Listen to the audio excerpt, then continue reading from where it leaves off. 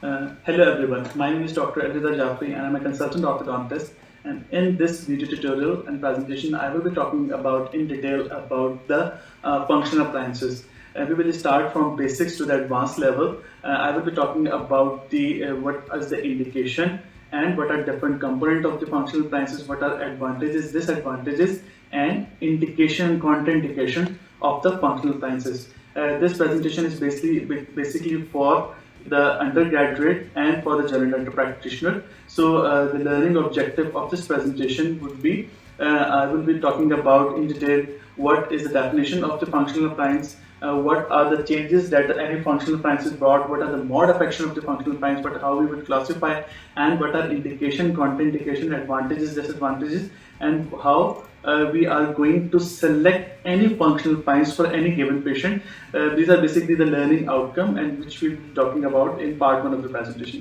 This is a big topic, so that's why I have divided this presentation into two parts. Part 1 will be talking about the general information about the functional appliances, and in the part 2 of the presentation I will be talking about the detailed description and the structure of different kind of the functional appliances. So stay with us. We'll start with the definition of the functional appliance. The basic concept and understanding of any functional appliance is this: that the functional appliance is used for any growing patient in which you have the growth and in which you can modify the growth of the mandible or the patient. So this is basically used in the growing patient, and this is mainly focusing on the mandible. And the basic purpose of giving any functional appliance is this: that you increase and advance the size of the mandible. The basic concept you can take from the bodybuilding club and you can exercise. If you do the exercise of certain muscles, you would be seeing the muscle size are increasing. So the same concept is used over there. And if you are using any kind of the appliance which is keeping the mandible in a forward position or in a particular position, what it will be imparting influences, this will change the neuromuscular environment of the mandible and of the face. So what it is doing, it is changing the environment in which the maxilla mandible are growing. And what the changes they are doing, they are changing the neuromuscular system by changing the environment. For example, if I place anything in my mouth which is keeping my mandible in an advanced position, so what is doing, this has changed the environment, because now my mandible in a different position, muscles are acting differently, and the changed soft tissue behavior will start imparting the skeletal changes. That's this concept you already know from the concept of the functional matrix theory. What does the functional matrix theory say? What does the functional matrix theory basically says? The growth of the skeletal tissue is determined by the soft tissue environment. Basically, the growth is being guided by the soft tissue, and the skeletal tissue is just responding to the changed environment and is just responding to the functional need. So what is basically a functional appliance? This is a kind of an appliance which we give to the growing patient, and this keep the mandible in a forward position or in a particular position in case of asymmetric patient. So this appliance keep the mandible in a forward position, and this just stimulate the growth of the mandible. Sometimes this impart forces from the muscles, and with some changing in the design and structure of the appliance, you can change the soft tissue environment, so you can eliminate the forces. For example, if you give a lip bumper, which is simply in simple concept, if some appliance is keeping the lower lip away from the dentition, then what you can say, the this appliance is basically removing the forces from the dentition and from the skeletal tissue. For example, if you have a buccal shield in any kind of functional appliance, we'll talk about in detail. So this is basically eliminating the forces. So this is a kind of appliance basically uses the muscles. Why this is using the muscle? Because once the appliance is given to the patient, keep the mandible in a particular position by the musculature. That's why the term functional appliance is used. Why the term functional is used? Because the function is basically imparting changes in the soft tissue environment, and all the influences of the functional appliance is basically through the muscles. Because when you keep this appliance in the mouth, this start keeping the mandible in a particular position, so this mandible start behaving slightly differently. The soft tissue environment is basically the change, and the mandible start growing according to the changed functional environment. So let's dive into what is the definition. We can define the functional appliance. This can be removable, which can be removed by the patient out of the mouth, or this could be fixed. So this could be fixed in the mouth. The fixed appliance, as we already defined, which the patient cannot remove from the oral cavity, and the removable appliance we define as the patient which we can remove out of the oral cavity. So any functional appliance, it could be removable or it could be fixed. So this appliance normally uses, or it may eliminate, the forces arising from the muscles. Okay, these muscles could be masticatory muscles, these muscles could be facial muscles as well. So when it keeps the mandible in a particular position, there are certain areas where the forces of the muscle would be increased, and there are certain areas in which the muscles forces would be eliminated. So these basically uses the forces of the muscles to bring and impart changes in the skeletal and the dental relationship. So this is used basically for the growth modification, and that's why the term myofunctional. Why the word myofunctional is used, myo from the muscles and functional from the functionality, because all the functional appliances are basically myofunctional, means they are using the forces of the muscles, and with the forces of the muscle they are bringing changes in the skeletal tissue, which is the maxilla and the mandible, and they are imparting changes in the dental relationship as well. So let's talk about what are the changes any functional appliances can take. So when you give a functional appliance to any patient, this has impact on three areas. One, this is affecting on the surrounding skeletal tissue. For example, if you're given a functional appliance, then this appliance is in between the upper and lower teeth. So with the help of these appliance, the forces are being generated by the muscles. So these forces are basically acting on the maxilla as well as on the mandible. So the orthopedic changes by the functional appliance means that the skeletal, which is the maxilla, and the mandible are being affected. And then comes the dental changes. In the dental changes, you would be having, based on the mostly on the design of the appliance, you would be having changes in the dentition, because most of the functional appliances are resting and attached with the dentition. So when the muscles are differently behaving, the forces of the muscle would be exerting on the dentition. So you could be expecting changes in the dentition as well, that we'll talk about in detail. And the third area of where the functional appliances act is the neuromuscular environment.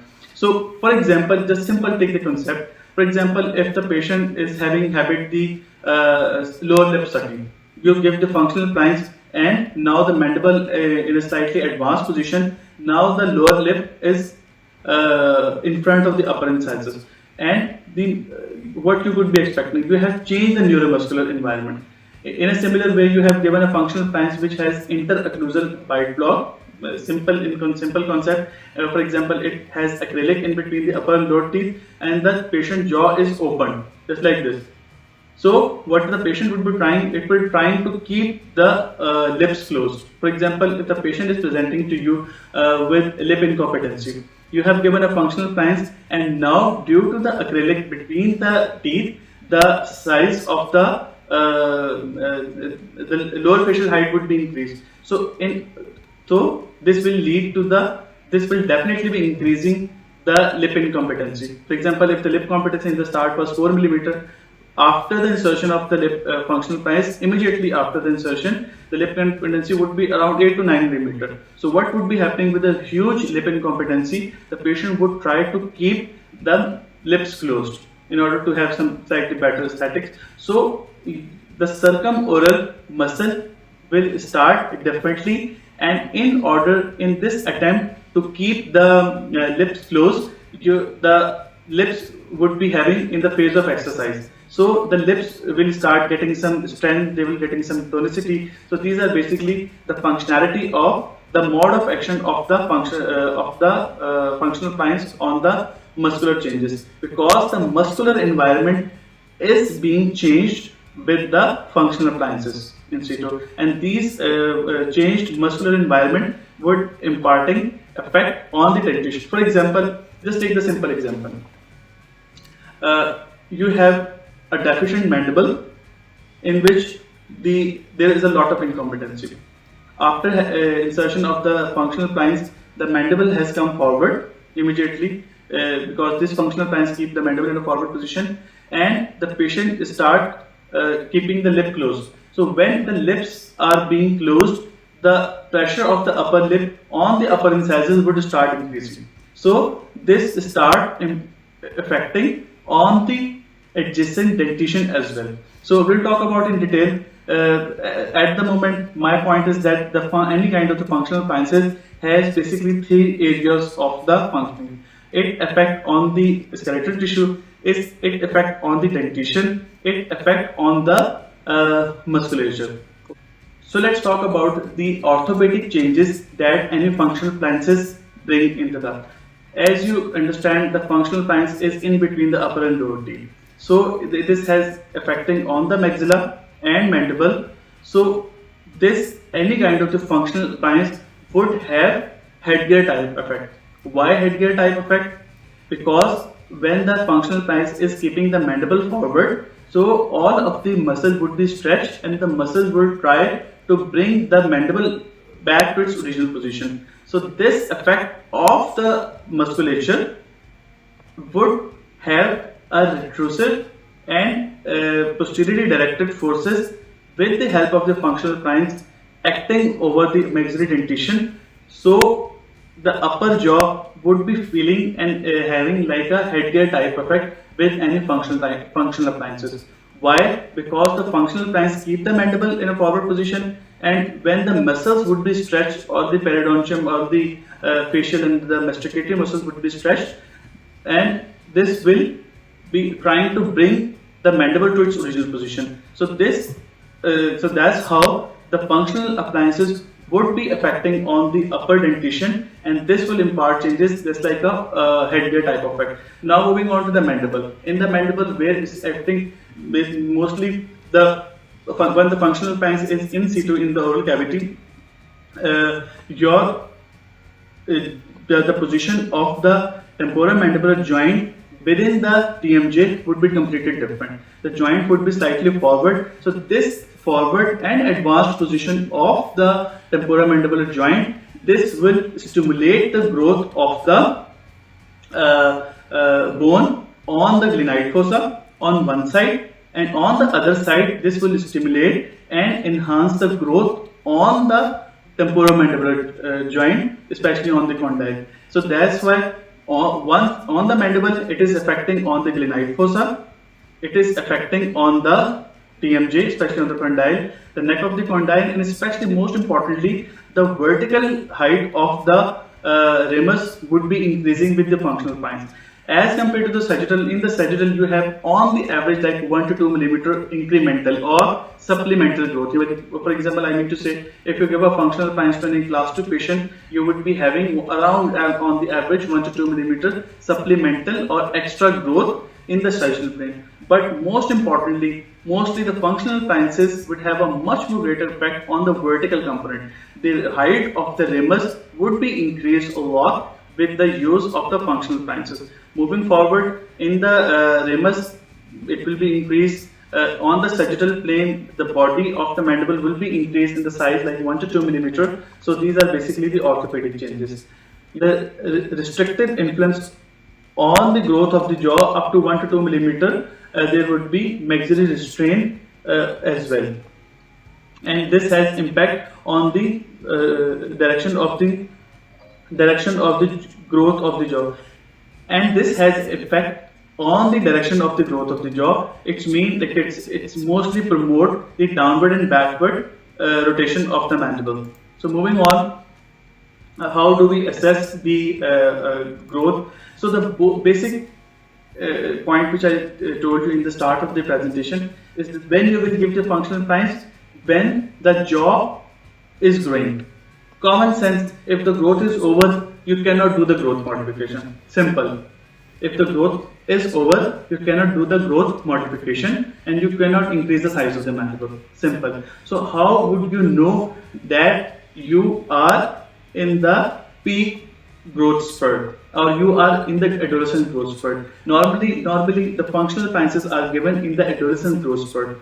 Why it is given in the adolescent growth spurt? Because in this period of the time, there would be magnificent and very increased growth of the body and as well as in the jaws as well. So that's why the functional appliances are given in the adolescent growth spurt. So how would you come to know that the patient is near the adolescent growth spurt? One common sense and the guess is the age of the patient. Normally, the adolescent growth spurt come in the boys in the 12 to 14 years, and in the girls the growth spurt is slightly earlier, and in the girls this is around in the 11 to 13. And this adolescence growth spurt is basically the phase of the life in which they attain the sexual maturity. As I said, this is a phase of the life in which they get the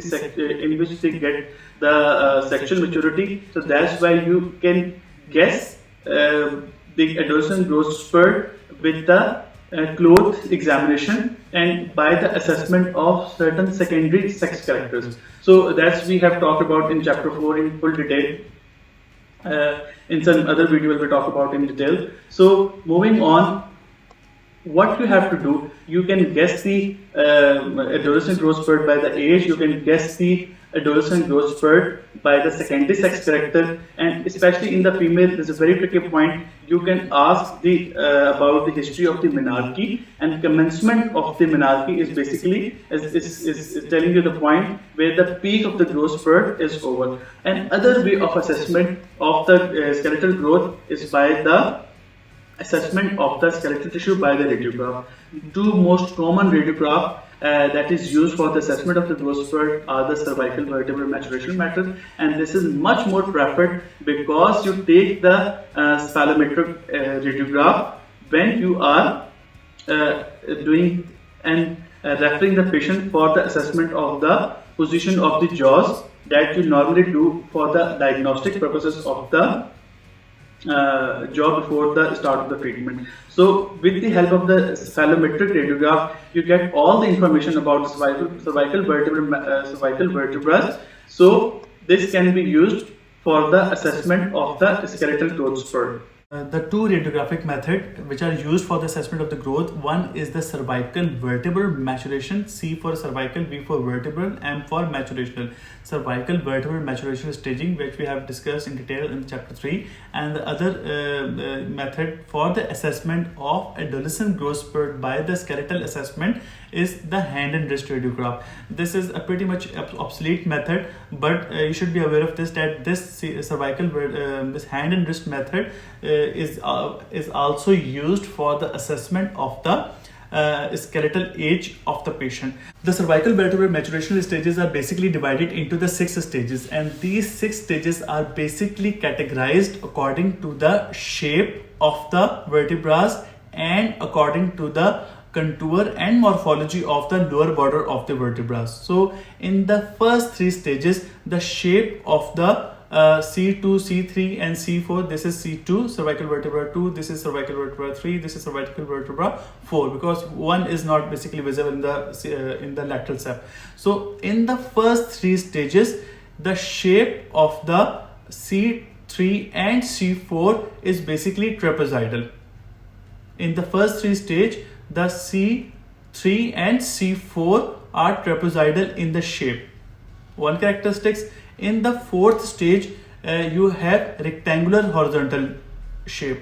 In the 5th stage, you have a squarish shape of the C3 and C4. And in the 6th stage, you have C3, this is C3 and this is C4. The C3 and C4 are rectangular vertical in the shape. So in the first 3 stages, you have trapezoidal. In the 4th stage, you have rectangular horizontal. In the 5th stage, you have a squarish. In the 6th stage, you have rectangular vertical. And coming to the lower border, in the first border you don't have concavity in any vertebra. In the 2nd stage, you have concavity in the C2. In the 3rd stage, there is a concavity in the C3. In the 4th stage, you have concavity in the C4. Very easy to memorize. In stage 2, you have concavity in C2. In stage 3, you have concavity in C3. In stage 4, you have concavity in C4. So this is very easy to memorize. In the 5th and in the 6th stage, this concavity is basically deepened. Okay. So now coming to the how much they are away and closer to the adolescent growth spurt. Very easy to memorize. You have to memorize 2, 1 within 12 years. Within 12 years in the past, 1 year has been passed and 2 years has been passed from the adolescent growth spurt. If you see the features of the cervical vertebral stage 1, it's mean the adolescent growth spurt is almost nearly 2 years ahead, and the growth spurt will come after 2 years. In stage 2 means the growth spurt will come after 1 year. In stage 3, the growth spurt will come within 12 months. In stage 4, the growth spurt will come in the past 12 months. In the last 12 months, the growth spurt has been passed. In the stage 5 means the growth spurt has been passed almost 1 year ago. It means stage 5 means the growth spurt had passed almost 1 year before. In the stage 6, the growth spurt has been passed 2 years before. So very easy to memorize. In stage 1, stage 6, you have to memorize 2.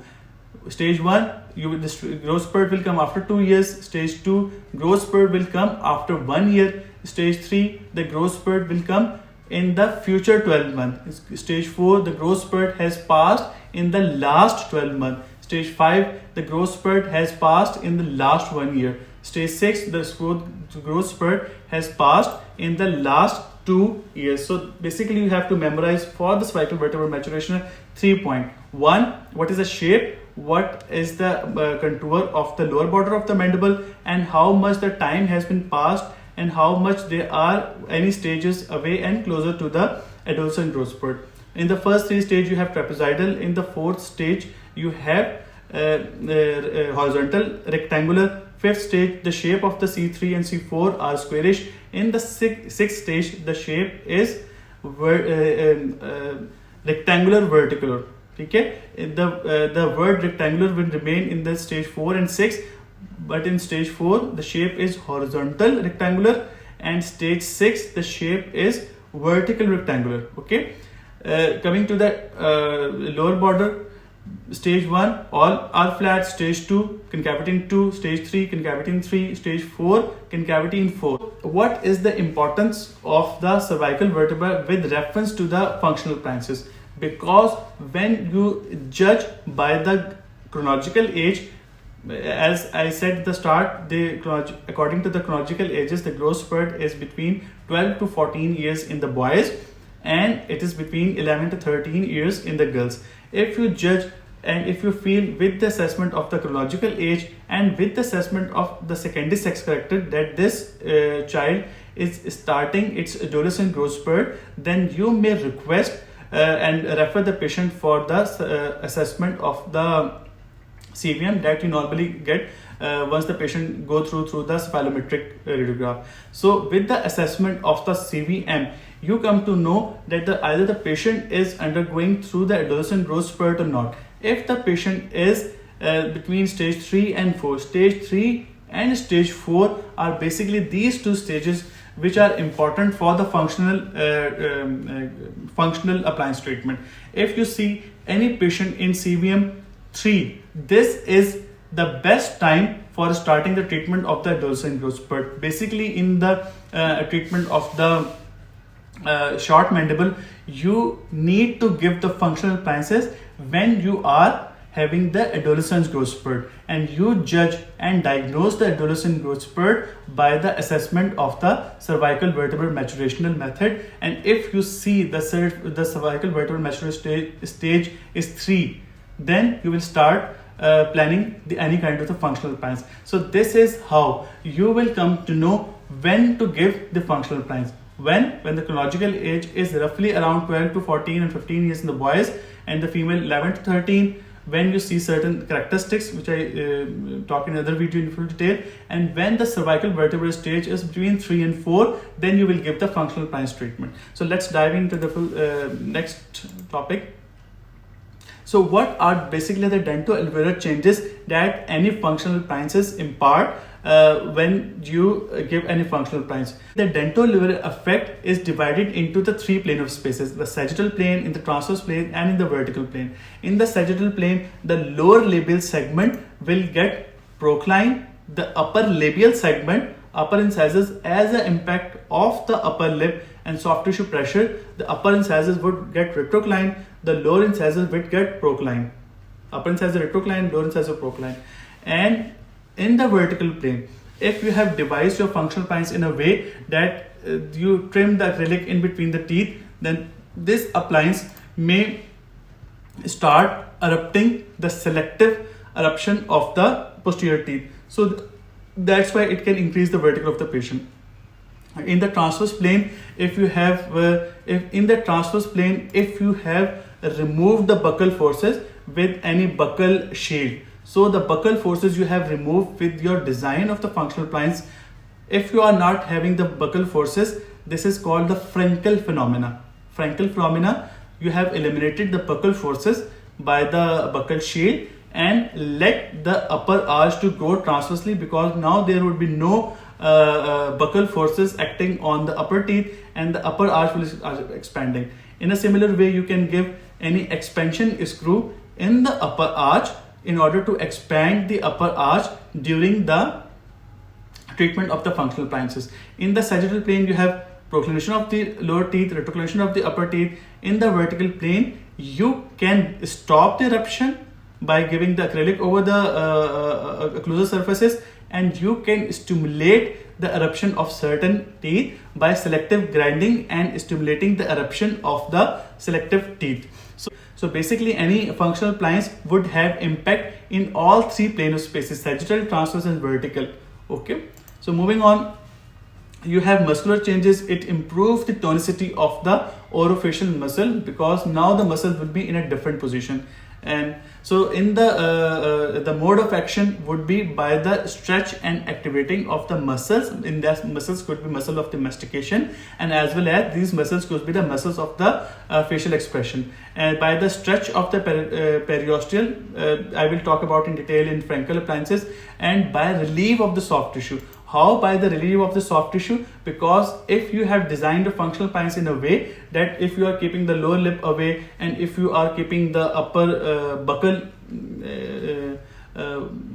musculature away, so this design of the functional appliance, this may impart forces of the muscles on the teeth, and it may remove the muscular forces from the teeth.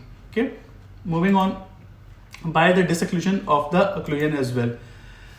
The functional appliances can be categorized in the removal of the fixed. As we know, how we define the removable appliance, which can be removed by the patient, and the fixed appliances which can be removed, which cannot be removed by the patient and can be removed only by the dental practitioner. So and this can also be categorized into two categories. From the understanding of the removable appliance, you all know what are the active component. Active component are those which are imparting forces on the dentition. So in the passive tooth-borne appliance, you do not have any kind of the active component which are exerting forces on the dentition. These are the passive appliances. Active appliances are those which are basically imparting forces on the dentition. So these are the passive appliances which do not have any active component. Active tooth-borne appliance are those which have active component. And so move on to the third category. You can have the tissue-borne appliance. Tissue-borne appliance, simple concept. Tissue-borne appliances are the kind of the functional appliances just like the Frankel, which do not have any direct contact with the dentition. They are all in the musculature, they are all in the buccal vestibule. And this is the example of the tissue-borne appliance. This is the Frankel appliance. This can be used for the movement. The hybrid appliance mean. Hybrid mean that you do not have any cookbook formula that you have to use this appliance for this situation, you have to use this appliance for this situation. The hybrid appliance mean whenever you want a different combination of the appliances according to the different situation, because all the patient presenting to us will not be exactly the same. So the hybrid appliance mean This appliance is basically designed according to the need, and this is basically the combination of different component of the appliance. Moving on. So these are different, the functional component. The functional component means, these functional component mean that these are the component which are keeping the mandible in a forward position. For example, the simple concept is this of the functional component is this: in any functional appliance you have different component. The specific component which is keeping the mandible in a forward position, this is called the functional component. I just give you an example. For example, these are the lower labial segment, and on the advancement of the lower jaw you have acrylic over it, okay, on the gum side. So if the patient trying to keep the mandible backward, this will start hitting on the lingual aspect of the teeth. So this I will call as a functional component of the functional appliance, because this functional component is determining and keeping the mandible in a forward position. Just like in the example of the twin block appliance, this appliance, as you can see, are having the ramps. So when the patient occlude the mandible and the ramp are touching just like this, then in order to close the mandible, they have to slide the mandible forward, and this ramp will be touching to each other. So these ramps will be start acting as the functional component of the appliance. So we have different designs and different type of the appliance, and each design of the appliance would have different kind of functional component. Moving on, you can have different indications. The basic indication of any functional appliance is this: the patient has to be growing. That's why you are doing the cervical vertebral analysis. You are looking for secondary sex character, because if the patient is not growing, you are not giving any functional appliance. Simple. Okay. And secondly, the most of the functional appliances are removable. So if as all you all are aware of this, that the success of any removable lines is basically dependent on the compliance. The patient has to wear the appliance for getting the results. And even the UK, the scientific data says that the 33% of the child stop using the twin block, and so the patient has to be very motivated for the treatment of the functional appliance.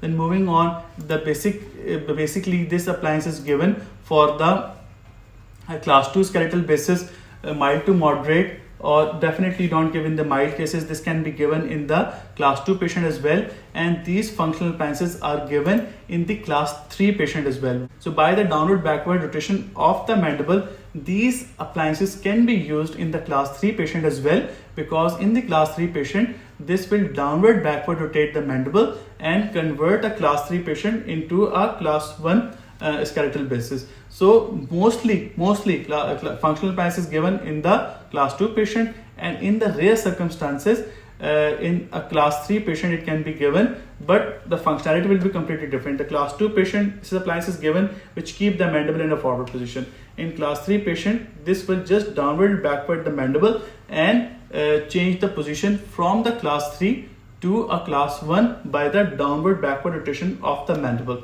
Okay, so this can be given in the anterior open bite. How in the anterior open bite? If you give a kind of a functional appliance with some thick bite blocks in between the upper and lower posterior teeth. So how this would be correcting the anterior open bite? Then this will stop the vertical growth of the alveolus of the upper and lower posterior teeth. So by stopping the eruption of the posterior teeth, this can be helpful for the management of the anterior open bite, because this has stopped the growth of the posterior upper and lower buccal segment. So that's how this is helping the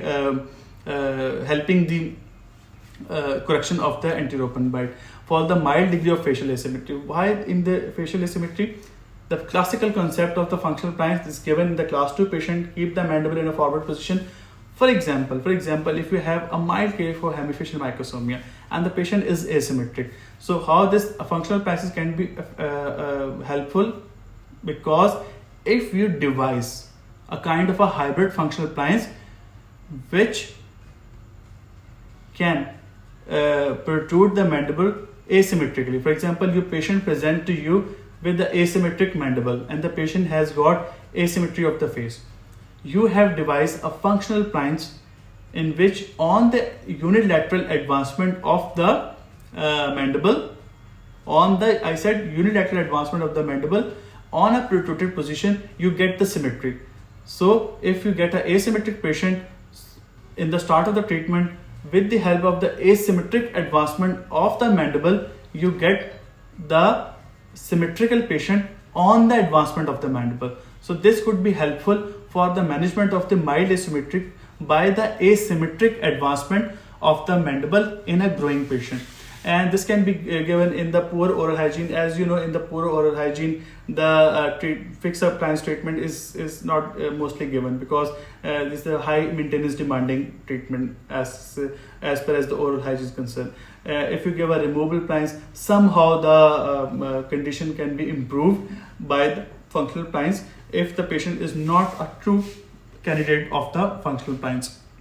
And the more favorable cases for the functional appliance which are the well-aligned arches, and in which you don't need the extraction. Well-aligned arches, you can advance the mandible, and you have a normal or low angle patient. Low angle patient are favorable for the functional appliance because all of the functional appliance increase the vertical height of the ramus.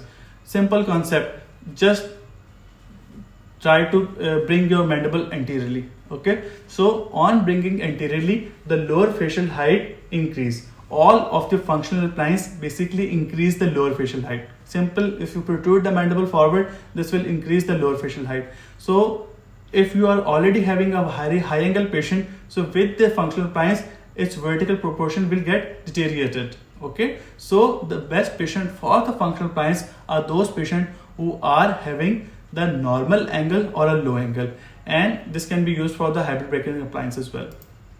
So there are certain relative and obsolete contraindication. Relative contraindication: very proclined lower label segment, very high angle patient, and a very crowded patient. This we discussed in the favorable or indication of the functional appliance.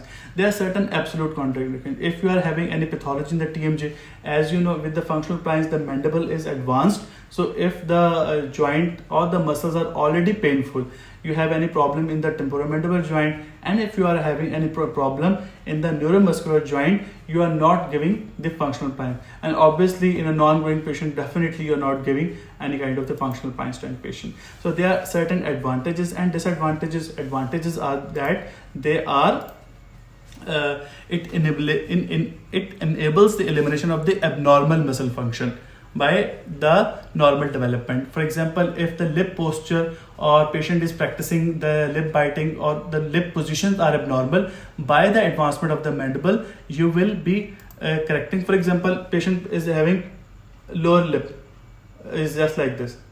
Okay, so if you advance the mandible with a functional appliance, the muscles the lower lip will get to its normal position. Okay, so that's how you have eliminated the abnormal position of the lips, and you have brought the incisors in a normal position. The treatment can be initiated early stage. There are two important timings for the start of the treatment. Normally the functional appliance treatment in the adolescent growth spurt, but if the child is too much into the outdoor games and there are huge lip incompetency and there are much more chances of the incisal trauma, then these appliances can be considered in the mixed dentition stage, because this will keep the mandible in a forward position and you have the lip incompetency. So in order to prevent a kind of a dental velar trauma, this functional appliances can be given in the mixed dentition stage in the 8-9 years, etc. So these appliances in the mixed dentition phase is basically called the early treatment of the functional appliance, and this is basically for mainly two reasons: for the prevention of the trauma and for the psychological impact, or to increase the self-esteem of the patient, especially in the 9 to 10 years. If you have a deficient mandible and you are having a huge lip incompetency, if the child is undergoing from some psychological disturbances, bullying in the schools, so these appliances can be considered quite prematurely just to eliminate the possibility of the dental trauma and just to increase the self-esteem of the patient. Moving on, the advantages, they have the less chair time, the frequency of the visit to orthodontic office is decreased, they do not interfere with the oral hygiene as contrary to the fixed appliances, and they are mostly acceptable to the patient because they can be removable and they are used in the night, and these are very cost effective that we can be given to the large number of the population, and as being cheap because of the less chair time, because of the less timing and the involvement of the orthodontist, they are pretty cheap. So there are certain disadvantages as well.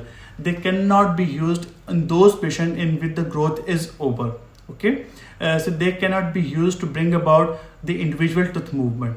Okay, the patient compliance is very essential, and there are certain conditions where you need a pre-functional orthodontics. So what are those conditions? For example, if you have a case of class 2 div 2 and you have a skeletally class 2 patient which need the advancement of the mandible, but you do not have a optimum overjet for the advancement of the mandible, and this you commonly see in the class 2 division 2 patient. If the upper incisors are retroclined and you do not have optimum overjet, which is the overjet is required for the advancement of the mandible.